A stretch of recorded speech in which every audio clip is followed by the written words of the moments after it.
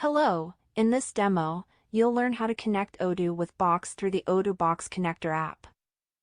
First, go to the Apps section and search Box. Click on the three-dot button on the Odoo Box Connector app and press Install. In this demo, it has already been installed, so we can move to the next step.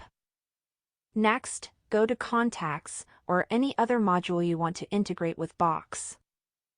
Click on Create to add a new user. Enter all the necessary details and navigate to Box. Here, you'll see a button titled Attachments. This allows you to upload any document to Box. Now, click on Upload. When you refresh your Box page, you'll see that the files you just uploaded on Odoo are being added to Box.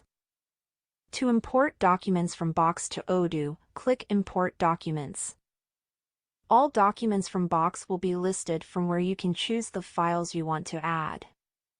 Now you can simply click on Download.